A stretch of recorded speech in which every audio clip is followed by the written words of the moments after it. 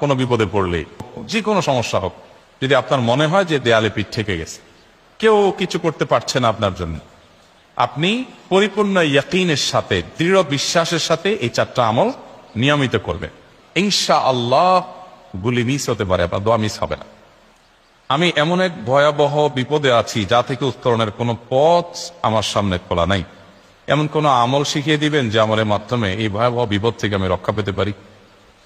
ভাইরা আমার, এই ধরনের প্রশ্ন আমাদের কাছে অহরহ আসে যে এমন বিপদে আছেন যে বিপদ থেকে আসলে রক্ষা পাওয়ার জন্য আপাত দৃষ্টিতে কোনো পথ দু চোখে দেখতে পাচ্ছেন না, এক কথা দেয়ালে পিঠ ঠেকে গেছে।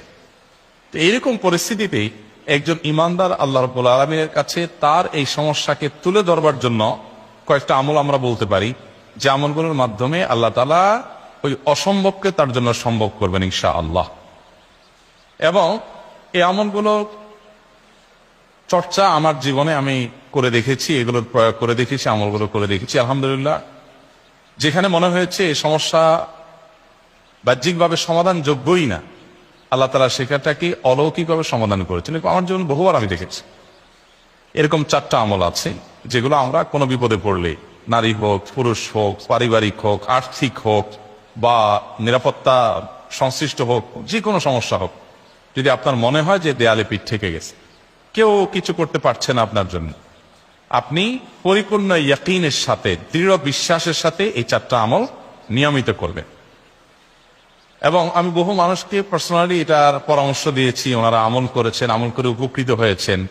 এরকম বহু মানুষ আছেন, বৃদ্ধ মানুষ, বাবা ক্যান্সারে আক্রান্ত হয়েছেন অনেক দেরিতে, আল্লাহ তাআলা অলৌকিকভাবে সাহায্য করেছেন। হ্যাঁ, কখনো যদি আল্লাহ তাআলা এই আমলগুলো করার পরও আমার বিপদ দূর না করেন, তাহলে হয় আমার আমলের মধ্যে কোনো ত্রুটি ছিল, অথবা আমার এই বিপদ দূর না হওয়ার মধ্যে আমার জন্য কোনো কল্যাণ নিহিত ছিল। আল্লাহ তাআলা আমার দোয়া কবুল করে যে উপকার হতো তার চেয়ে বেটার কিছু হয়তো আমাকে দিবেন, এই ইয়াকিন একজন ইমানদারের থাকবে। সেই 4টা আমলের 1 নম্বর হলো ইস্তিগফারের আমল। ইস্তিগফার, আপনি ফেসে গেছেন কোনো জায়গা, কোনো উপায় পাচ্ছেন না, আপনি ইস্তিগফার করতে থাকেন। আস্তাগফিরুল্লাহ ওয়া আতুবু ইলাইহি, আস্তাগফিরুল্লাহ ওয়া আতুবু ইলাইহি, আস্তাগফিরুল্লাহ ওয়া আতুবু ইলাইহি, আস্তাগফিরুল্লাহ, আস্তাগফিরুল্লাহ, আস্তাগফিরুল্লাহ আল্লাযী লা ইলাহা ইল্লা হুয়াল হাইয়ুল কাইয়্যুম ওয়া আতুবু ইলাইহি ওয়া লা হাওলা ওয়া লা কুওয়াতা ইল্লা বিল্লাহ। اللهم انت ربي لا اله الا انت خلقتني وانا عبدك وانا على عهدك ووعدك ما استطعت اعوذ بك من شر ما صنعت ابوء لك بنعمتك علي وابوء لك بذنبي فاغفر لي فانه لا يغفر الذنوب الا انت سيد الاستغفار। এভাবে যে কোনো ইস্তেগফার পড়তে থাকেন, আপনি বেশি বেশি করে আল্লাহর কাছে ইস্তেগফার, ক্ষমা প্রার্থনা করতে থাকেন, খুব বেশি, আপনার 2 ঠোঁটে অনবরত আপনি চাইতে থাকেন আল্লাহর কাছে ক্ষমা। এই ইস্তেগফার সম্পর্কে নবী করিম সাল্লাল্লাহু আলাইহি ওয়াসাল্লাম বলেছেন, মান লাজিমাল ইস্তেগফার, যে ব্যক্তি ইস্তেগফারকে আঁকড়ে ধরবে, আঁকড়ে ধরা মানে কি, এটা ছাড়বে না, সে করতেই থাকবে অনবরত। টয়লেটে যাওয়ার সময়টা, ঘুমের সময়টা, খাওয়ার সময়টা বাদে, অবসর নামাজের সময়টা বাদে সারাক্ষণ সে ইস্তেগফার করবে।